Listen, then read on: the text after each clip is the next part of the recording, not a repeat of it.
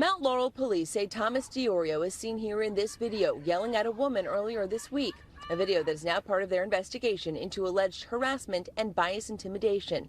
Police say it happened Monday night around 6:30. They were called here to Saxony Drive for a reported dispute related to a prior incident involving a child. At the time, they say both parents did not want to pursue criminal complaints.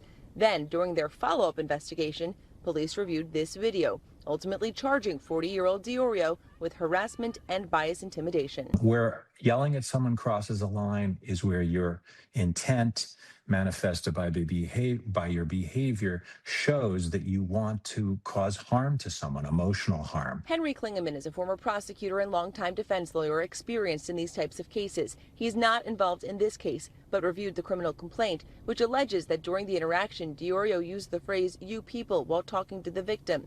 The defendant clarified that he was referring to black people when he said it, because he never seems to have these problems with white people. It sounds like harassment, and if the prosecutor can prove the facts of the case, most judges are going to find that this was a kind of harassment and impose a penalty as a result. In 2021, this unrelated incident was also caught on video in Mount Laurel, in a nearby neighborhood, a viral racist rant. This is called common property. I don't care. Okay, well, if you don't care, walk away. Learn your law. Walk away. It's not Africa. Edward Matthews later pleaded guilty to 4 counts of bias intimidation, along with a drug charge, sentenced to 8 years in prison.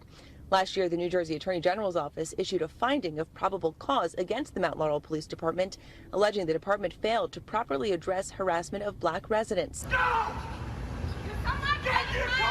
In response to this week's incident, Mount Laurel's mayor released this statement, writing, quote, "Great work by the Mount Laurel Police Department for handling this situation swiftly and professionally. They wasted no time in contacting the victim and making sure the man in the video was apprehended. To put it simply, if you're going to be a vile, hate-filled lunatic, do it somewhere else, not in Mount Laurel." DiOrio made his first court appearance yesterday. He was released with conditions. He does not have an attorney listed, and we were not able to make contact with him today. His next court appearance is scheduled for July. In Mount Laurel, I'm Siobhan McGirl, NBC 10 News.